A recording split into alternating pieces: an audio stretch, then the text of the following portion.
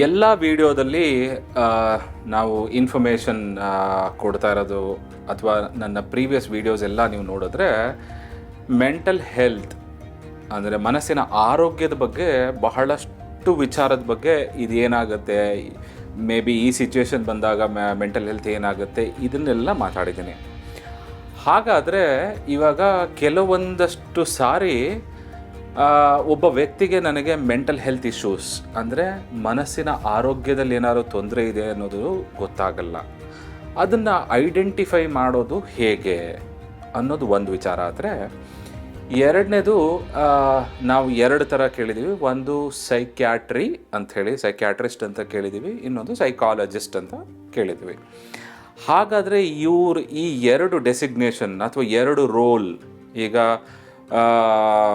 ಮನೋತಜ್ಞರು ಅಂತ ಹೇಳ್ತೀವಿ, ಮನೋವೈದ್ಯರು ಅಂತ ಹೇಳ್ತೀವಲ್ವಾ, ಇವರು ನಮಗೆ ಹೇಗೆ ಸಪೋರ್ಟ್ ಮಾಡ್ತಾರೆ? ಹಾಗೆಯೇ ಲೆಟಸ್ ಸೇ ಇವಾಗ ನನ್ನ ಫ್ರೆಂಡ್ಸ್ ಅಥವಾ ನನ್ನ ಹತ್ತಿರದ ಫ್ಯಾಮಿಲಿ ಯಾರೋ ಒಬ್ಬರು ಮೆಂಟಲ್ ಹೆಲ್ತ್ ಇಶ್ಯೂಸಿಂದ ಅಥವಾ ಈ ಮಾನಸಿಕ ಆರೋಗ್ಯದ ತೊಂದರೆಯಿಂದ ಬಳಲ್ತಾ ಇದ್ದಾರೆ ಅಂತಂದರೆ ನಾನು ಹೇಗೆ ಐಡೆಂಟಿಫೈ ಮಾಡಬಹುದು ಅಂತ ನೋಡೋದಾದರೆ ಅದ್ರ ಬಗ್ಗೆ ಇವತ್ತು ನಾವು ಡಿಸ್ಕಸ್ ಮಾಡೋಣ. ಮೇ ಬಿ ಹೇಗೆ ನಾವು ಮಾಡಬಹುದು, ಹೇಗೆ ಗೊತ್ತಾಗುತ್ತೆ ಅಂತ. ಅಥವಾ ಇದು ಗೊತ್ತಾಗುತ್ತೋ ಗೊತ್ತಾಗಲ್ವೋ, ಯಾಕೆಂದರೆ ನಾವು ಮನಸ್ಸು ಯಾರಿಗೂ ಕಾಣಲ್ಲ. ಅನ್ಲೆಸ್ ಅಂಡ್ ಅಂಟಿಲ್ ನಾನು ಎಕ್ಸ್ಪ್ರೆಸ್ ಮಾಡಿದ್ರೆ ಮಾತ್ರ ಗೊತ್ತಾಗುತ್ತೆ ಹೊರತು, ಮನಸ್ಸು ಅನ್ನೋದು ಯಾರಿಗೂ ಕಣ್ಣಿಗೆ ಕಾಣುವಂತಹ ದೇಹ ಕಾಣುತ್ತೆ ಹೊರತು ಮನಸ್ಸು ಕಾಣೋಲ್ಲ ಅನ್ನೋದು ಎಲ್ಲರಿಗೂ ಗೊತ್ತಿರುವಂತಹ ವಿಚಾರ. ಈಗ ಫಸ್ಟು, ಈಗ ಮನೋವೈದ್ಯರು ಅಥವಾ ಈಗ ನಾನು ಸೈಕ್ಯಾಟ್ರಿ ಅಥವಾ ಸೈಕಾಲಜಿ ಅಂತ ತಗೊಂಡ್ರೆ, ಸೈಕ್ಯಾಟ್ರಿಸ್ಟ್ ಅಂದರೆ ಇದೇ ನಾವು ಹೇಳ್ತೇವಲ್ಲ, ಈಗ ಸೈಕ್ಯಾಟ್ರಿಸ್ಟ್ ಅಂತ ನಾನು ಹೇಳೋದು, ಮನೋವೈದ್ಯರು ಅಂತಂದರೆ ಅವರು ಡಾಕ್ಟ್ರು. ಸೊ ಇವರು ಸೈಕ್ಯಾಟ್ರಿಲಿ ಪರಿಣಿತಿಯನ್ನು ಹೊಂದಿರ್ತಾರೆ, ಇವರು ಡಾಕ್ಟರೇಟ್, ಸೊ ಯೂಶಲಿ ಡಾಕ್ಟರ್ ಆಗಿರ್ತಾರೆ. ಇವರು ಮೆಡಿಕೇಷನ್ಸ್ ಕೊಡಬಹುದು. ಹೇಗೆ ಮೆಡಿಕೇಷನ್ಸ್ ಅಂದರೆ, ಈಗ ಮೆಂಟಲ್ ಹೆಲ್ತ್ ಇಶ್ಯೂಸು ನಾವು ಬಹಳಷ್ಟು ಮೀಡಿಯಾದಲ್ಲಿ ಇವತ್ತು ಸೀರೀಸ್ ಇರ್ಬೋದು, ಪೇಪರ್ ಇರ್ಬೋದು, ಎಲ್ಲ ಕಡೆ ನಮಗೆ ಗೊತ್ತಾಗ್ತಾ ಇರೋದು ಸ್ಟ್ರೆಸ್, ಆಂಗ್ಸೈಟಿ, ಪ್ರೆಷರ್, ಡಿಪ್ರೆಷನ್ ಅಲ್ವಾ, ಈ 4 ವಿಚಾರ. ಸೊ ಇದೆಲ್ಲದು ನಾವು ನೋಡಿದಾಗ ಕ್ಲಿನಿಕಲ್ ಡಿಸಾರ್ಡರ್ಸ್ ಅಂತ ಹೇಳ್ತೀವಿ. ಒಂದಿಷ್ಟು ಕನ್ಸರ್ನ್ಸ್ ಅಥವಾ ಒಂದಿಷ್ಟು ಮೆಂಟಲ್ ಹೆಲ್ತ್ ಇಶ್ಯೂಸ್ ಅಂತ ಏನು ಹೇಳ್ತೀವಲ್ಲ, ಮಾನಸಿಕ ಆರೋಗ್ಯದ ತೊಂದರೆಗಳು, ಅದು ಒಂದು ಮಿತಿ ಮೀರಿದಾಗ ಅಲ್ಲಿ ಮೆಡಿಕೇಷನ್ ಬೇಕೇ ಬೇಕಾಗತ್ತೆ. ಆಂಗ್ಸೈಟಿ ಡಿಸಾರ್ಡರ್ ಅಂದರೆ ಕಂಪ್ಲೀಟಾಗಿ, ಇವಾಗ ಆಂಗ್ಸೈಟಿ ಅಂತಂದರೆ ನಾನು ಎಕ್ಸಾಂಪಲ್ ನಿಮಗೆ ಹೇಳೋದಾದರೆ, ನಾಳೆ ನನಗೆ ಯಾವುದೋ ಒಂದು ಕಾರ್ಯಕ್ರಮ ಇದೆ, ನಾನು ಅಲ್ಲಿ ಹೋಗಿ ಮಾತಾಡಬೇಕು ಅಂತಿರ್ಬೋದು, ಅಥವಾ ಅಲ್ಲಿ ಒಂದು 4-5 ಜನರ ಜೊತೆ ನಾನು ಸೋಷಲೈಸ್ ಆಗಿ ಬೇರೆ ಬೇರೆ ವಿಚಾರನ ಡಿಸ್ಕಸ್ ಮಾಡ್ತಾ ಇರ್ಬೋದು ಅಂತ ಇರ್ಬೋದು. ಇಲ್ಲಿ ನನಗೆ ಆಂಗ್ಸೈಟಿ ಇದ್ದರೆ ಏನಾಗುತ್ತೆ ಅಂದರೆ, ಓಕೆ ನಾಳೆ ನಾನು ಕಾನ್ಷಿಯಸ್ ಆಗ್ತೀನಿ, ಅಂದರೆ ನಾಳೆ ಇದನ್ನು ನಾನು ಈ ಪಾಯಿಂಟ್ಸ್ನೆಲ್ಲ ಮಾತಾಡಬೇಕು, ಡಿಸ್ಕಸ್ ಮಾಡಬೇಕು, ಡೆಲಿವರ್ ಮಾಡಬೇಕು ಅಂತ. ಅದು ಈ ಆಂಗ್ಸೈಟಿ ಲೆವೆಲ್ ಹೇಗೆ ಹೋಗುತ್ತೆ ಅಂತಂದರೆ, ಮೇ ಬಿ ನನಗೆ ನಾಳೆ ಇದೆ ಅಂತಂದರೆ 1 ವಾರದ ಹಿಂದೆಯಿಂದನೇ ನಾನು ನಿದ್ದೆ ಮಾಡಲ್ಲ, ನಾನು ಊಟ ತಿಂಡಿ ಬಿಡ್ತೀನಿ. ಆಮೇಲೆ ನನಗೆ ಎಕ್ಸ್ಪೆಷಲಿ ಆ ಟೈಮ್ ಬಂದಾಗ ನನಗೆ ಹೋಗೋದಕ್ಕೆ ಆಗಲ್ಲ ಅಂತ ರೀಸನ್ ಕೊಟ್ಟು ಅಥವಾ ನಾನು ಅಲ್ಲಿಗೆ ಹೋಗೋದೇ ಇಲ್ಲ. ಅಥವಾ ಅಲ್ಲಿ ಹೋದ ಮೇಲೆ ಮೇ ಬಿ ಬೇರೆ ಸಿಂಪ್ಟಮ್ಸ್ಗಳು ಶುರುವಾಗೋದು, ಬೆವರು ಶುರುವಾಗೋದಿರ್ಬೋದು, ಅಥವಾ ಇನ್ನು ಯಾವುದೇ ತರಹದ ತೊಂದರೆಗಳಿರ್ಬೋದು. ಇದು ಡಿಸಾರ್ಡರ್ ಲೆವೆಲ್ಗೆ ತಲುಪುತ್ತೆ. ಅದರಿಂದ ಬೇರೆ ಬೇರೆ ಹೆಲ್ತ್ ಇಶ್ಯೂಸ್ಗಳಿಗೆ ಹೋಗಿ ತಲುಪುತ್ತೆ. ಅಲ್ಲಿ ನಮಗೆ ಸೈಕ್ಯಾಟ್ರಿ ಅಂತ ನಾವೇನು ಹೇಳ್ತೀವಲ್ಲ, ಸೈಕ್ಯಾಟ್ರಿಸ್ಟ್ ಅಂತ ಮನೋವೈದ್ಯರು ನಮಗೆ ಹೆಲ್ಪ್ ಮಾಡ್ತಾರೆ.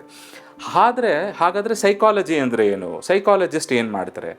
ಸೈಕಾಲಜಿಸ್ಟು ಇವರು ಡಯಾಗ್ನೋಸಿಸ್ ಮಾಡ್ತಾರೆ. ಅಂದರೆ ಇದರಲ್ಲಿ ಕ್ಲಿನಿಕಲ್ ಸೈಕಾಲಜಿಸ್ಟ್ ಅಂತ ನಾವೇನು ಹೇಳ್ತೀವಲ್ವ, ಇದೆಲ್ಲ ಕ್ಲಿನಿಕಲ್ ಪ್ರಾಬ್ಲಮ್. ಇವಾಗ ನಾವೇನು ಆಂಗ್ಸೈಟಿ ಅಂತ ಕರೆದ್ವಿ, ಡಿಪ್ರೆಷನ್ ಅಂತ ಕರೆದ್ವಿ, ಡಿಪ್ರೆಷನ್ ಅಂದರೆ ಖಿನ್ನತೆ ಅಂತ ಹೇಳಿದ್ವಿ, ಅಥವಾ ಇನ್ನು ಯಾವುದೇ ಮೆಂಟಲ್ ಹೆಲ್ತ್ ಸ್ಟ್ರೆಸ್ ಡಿಸಾರ್ಡರ್ ಅಂತ ಹೇಳಿದ್ವಿ.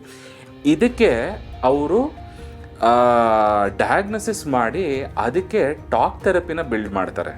ಟಾಕ್ ಥೆರಪಿ ಅಂದರೆ ಏನು? ಮಾತಾಡೋ ಮುಖಾಂತರ. ಈಗ ಮಾತಾಡೋ ಮುಖಾಂತರ ಅಂದರೆ ಪ್ರತಿ ಸಲ, ಈಗ ಲೆಟಸ್ಸೇ ಒಂದು ತೊಂದರೆ ಅಂತ ಅಂದ್ಕೊಳ್ಳಿ, ಎಕ್ಸಾಂಪಲ್. ಆ ತೊಂದರೆ, ಆ ಪ್ರಾಬ್ಲಮ್ ಇರೋ ಅಂತಹ ಮನುಷ್ಯ, ಅವನಿಗೆ ಆ ಜಾಗದ ರೀತಿ ಗೊತ್ತಾಗಲ್ಲ, ಅಂದರೆ ನಾನು ಏನು ಮಾಡಬೇಕು ಅನ್ನೋದು ಗೊತ್ತಾಗಲ್ಲ. ಅದೇ ಆ ಪ್ರಾಬ್ಲಮ್ ಇರೋ ವ್ಯಕ್ತಿನ ನಾನು ಹೊರಗಡೆಯಿಂದ ಆ ಪ್ರಾಬ್ಲಮ್ ಹೇಳ್ಕೊಂಡಾಗ ಸೈಕಾಲಜಿಸ್ಟ್ಗಳಿಗೆ ಸ್ಟ್ರ್ಯಾಟಜಿ ಬಿಲ್ಡ್ ಮಾಡ್ಬೋದು. ಅಂದರೆ ಸ್ಟ್ರ್ಯಾಟಜಿ ಬಿಲ್ಡ್ ಮಾಡ್ಬೋದು ಅಂದರೆ ಇಲ್ಲಿ ತೊಂದರೆಗಳಿದೆ, ನೀನು ಈ ಕಡೆಯಿಂದ ಈ ಕಡೆ ಹೋಗಿ, ಎಕ್ಸಾಂಪಲ್ ನಾನು ಹೇಳ್ತಾ ಇರೋದು, ಹೀಗೆ ಹೋಗಿ ಇಲ್ಲಿ ಬಂದರೆ ಈ ತೊಂದರೆಯಿಂದ ಹೊರಗೆ ಬರಬಹುದು ಅಂತ. ಅಂದರೆ ಆ ಪರ್ಸ್ಪೆಕ್ಟಿವ್ ಅಂತ ನಾವೇನು ಹೇಳ್ತೀವಲ್ಲ, ತೊಂದರೆನ ನಾವು ನೋಡ್ತಾ ಇರೋವಂತಹ ರೀತಿಗಳಲ್ಲಿ ಇಲ್ಲಿ ಸೈಕಾಲಜಿಸ್ಟ್ಗಳು ಇದನ್ನು ಡಯಾಗ್ನೋಸಿಸ್ ಮಾಡಿ ಟಾಕ್ ಥೆರಪಿ ಮುಖಾಂತರ ಹೇಳ್ತಾರೆ, ಆಯಿತಾ.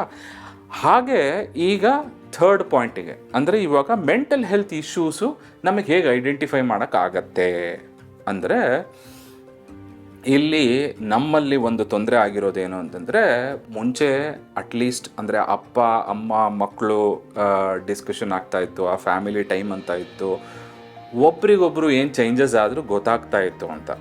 ಇವತ್ತು ಇದನ್ನು ಐಡೆಂಟಿಫೈ ಮಾಡೋದೇ ನಮ್ಮಲ್ಲಿ ತೊಂದರೆ ಆಗಿರೋದು. ಹೇಗೆ ಐಡೆಂಟಿಫೈ ಮಾಡೋದು ತೊಂದರೆ ಆಗಿರೋದು ಅಂದರೆ, ಅವರು ಈಗ ಚೇಂಜಸ್ ಆದರೆ ತಾನೇ ನಮಗೆ ಐಡೆಂಟಿಫೈ ಮಾಡೋದು ಗೊತ್ತಾಗೋದು, ಇಲ್ಲ ಅಂದರೆ ಅನ್ಲೆಸ್ ಅವರು ನಮಗೆ ಹೇಳಿದ್ರೆ ಮಾತ್ರನೇ ಗೊತ್ತಾಗೋದು.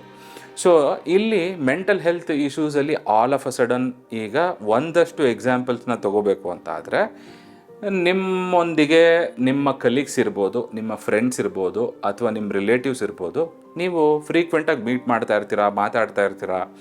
ಸೊ ಅವರಲ್ಲಿ ಆಲ್ ಆಫ್ ಅ ಸಡನ್ ಏನಾದ್ರು ಚೇಂಜಸ್ ಕಂಡ್ರೆ, ಅಂದರೆ ಮಾತಾಡೋದು ನಿಲ್ಲಿಸ್ಬಿಡ್ತಾರೆ, ಇಲ್ಲ ಬೇಜಾರದಲ್ಲಿರ್ತಾರೆ, ಇಲ್ಲ ತುಂಬ ಲೋನ್ಲಿಯಾಗಿ ಫೀಲ್ ಮಾಡ್ತಾರೆ, ಅಥವಾ ಏನೋ ಒಂದಿಷ್ಟು ವಿಡ್ರಾವಲ್ ಸಿಂಪ್ಟಮ್ಸ್ ಇರ್ಬೋದು. ಅಂದರೆ ಇವಾಗ ಎಕ್ಸಾಂಪಲ್ ನಾನು ನಿಮಗೆ ಒಂದು ಪ್ರೆಸೆಂಟೇಷನ್ ಮೂಲಕ ಹೇಳಿದ್ನಲ್ಲ, ಆ ಪ್ರೆಸೆಂಟೇಷನಲ್ಲಿ ಇದ್ದಾಗ ಫ್ರೀಕ್ವೆಂಟಾಗಿ ಪದೇ ಈ ಥರ ಏನೋ ಆ ಮೀಟಿಂಗಿಗೆ ಬರದೇ ಇರೋವಂತಹದ್ದು, ಅಥವಾ ಏನೋ ಒಂದು ರೀಸನ್ ಹೇಳೋವಂಥದ್ದು, ಈ ಥರದ್ದಿರೋ ಸಂದರ್ಭದಲ್ಲಿ. ಆಮೇಲೆ ಇನ್ನೊಂದು ಸ್ಟ್ರೆಸ್ ಜಾಸ್ತಿ ಆದಾಗಲೂ ಕೆಲವು ಸಲ ಅದು ಆ್ಯಂಗರ್ ಆಗಿ ಕನ್ವರ್ಟ್ ಆಗುವಂಥ ಚಾನ್ಸಸ್ ಇರುತ್ತೆ. ಆಲ್ ಆಫ್ ಅ ಸಡನ್ ನೀವು ಅವರು ತುಂಬ ಸೈಲೆಂಟಾಗಿದ್ದವರು ತುಂಬ ಬೈಯೋದಕ್ಕೆ ಶುರು ಮಾಡಿದ್ರು, ಅಥವಾ ಪದೇ ಆ ಥರದ್ದು ಆಗ್ತಾ ಇದೆ. ಅಥವಾ ಈಗ ವರ್ಕ್ ಪ್ಲೇಸಲ್ಲಿ ನಾನು ಲಾಸ್ಟ್ ಟೈಮ್ ಹೇಳಿದ್ದೆ, ವರ್ಕ್ ಪ್ಲೇಸಲ್ಲಿ ಆಲ್ ಆಫ್ ಅ ಸಡನ್ ಅವರಿಗೆ ಏನಾದರೂ ಫೀಡ್ಬ್ಯಾಕ್ ಬಂದರೂ ಅದನ್ನು ತಗೊಳ್ಬೇಕು ಅಂತ, ಅಥವಾ ಅದು ಅಕ್ಸೆಪ್ಟ್ ಮಾಡೋ ಅಂತಹ ಮನೋಭಾವ ಇಲ್ಲದೆ ಇದ್ದಕ್ಕಿದ್ದಂಗೆ ಕೈಕಾಲು ನಡ್ಗೋಕ್ಕೆ ಶುರುವಾಗೋದು, ಅಥವಾ ಏನೋ ಕೈ ಬೆವರೋದಕ್ಕೆ ಶುರುವಾಗೋದು.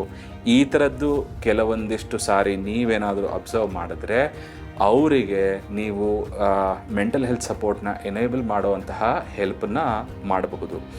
ಐ ಥಿಂಕ್ ಈ ವಿಚಾರದ ಬಗ್ಗೆ ನಾನು ಇನ್ನಷ್ಟು ಸ್ಪೆಸಿಫಿಕ್ಕಾಗಿ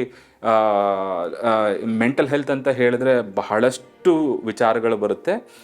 ಸೊ ಒಂದೊಂದು ಟಾಪಿಕ್ ಬಗ್ಗೆ ಅಥವಾ ಒಂದೊಂದು ವಿಚಾರದ ಬಗ್ಗೆ ಮಾತಾಡ್ತಾ ಹೋಗೋಣ. ಈ ಇನ್ಫಾರ್ಮೇಷನ್ ನಿಮಗೆ ಇಷ್ಟ ಆಗಿದೆ ಅಂತ ಅನ್ಕೋತೀನಿ. ವಂದನೆಗಳು.